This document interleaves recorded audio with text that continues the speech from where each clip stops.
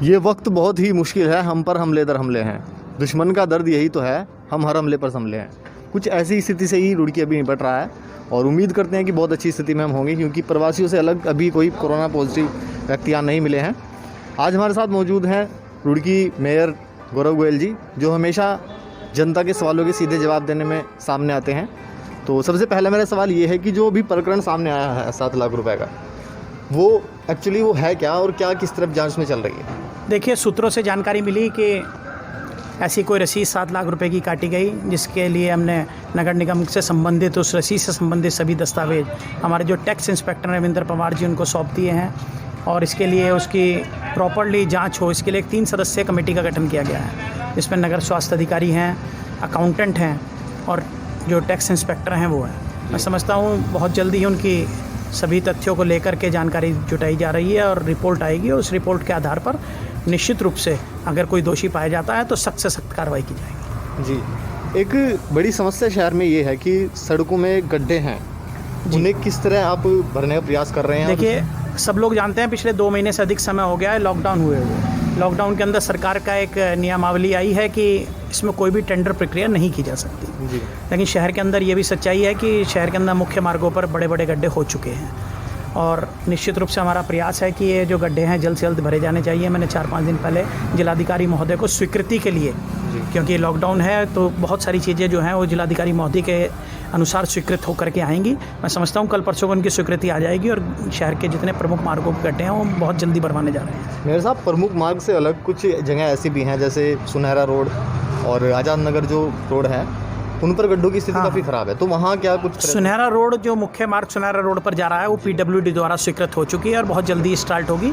दूसरी रोड बताइए आपने, आज़ाद नगर वाली, ये भी पनियाला रोड जो है ये भी PWD के माध्यम से ही स्वीकृत हुई है, उस पर भी काम लगेगा। लॉकडाउन के कारण से बहुत सारी चीज़ विलम्ब हो गई हैं। जी जी। लेकिन क्योंकि ये राष्ट्रीय आपदा है और इसमें तो उस प्राथमिकता यही है इस समय देश की कि किसी भी तरह इस बीमारी से निपटा जाए, इसीलिए हम नगर निगम भी आप देख रहे होंगे बड़ी तेज़ी से मुस्तैद है। नालों की सफाई चल रही है, लोगों के घरों में पानी ना भरे, ड्रेनेज सिस्टम ठीक रहे, शहर की साफ़ सफाई व्यवस्था ठीक हो।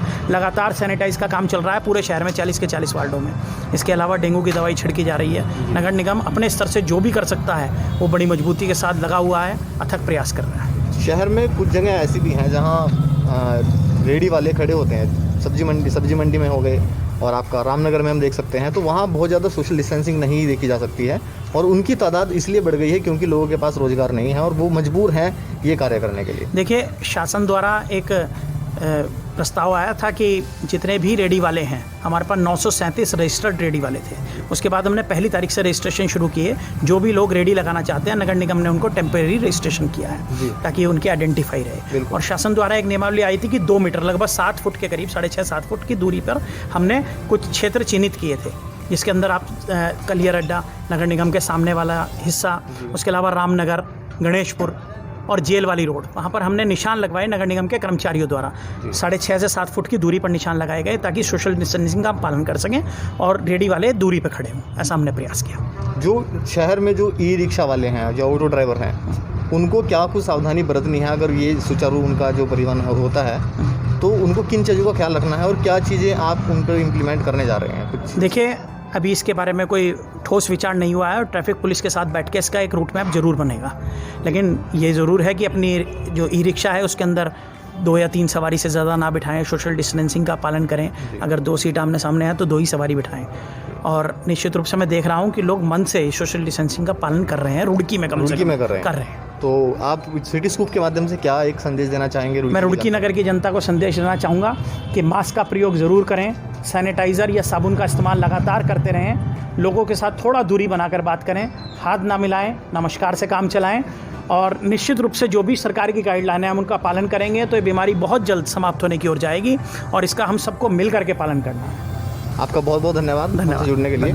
और मैं आपको बताना चाहूँगा कि जब भी आपके मन में कोई सवाल होंगे, हम ज़रूर आपके सवालों का जवाब लेंगे और ये एक ऐसे जनप्रतिनिधि हैं जो हमेशा तत्पर रहते हैं आपके सवाल का जवाब देने के लिए। आपका बहुत बहुत धन्यवाद। सिटी स्कूप से जुड़े रहिएगा।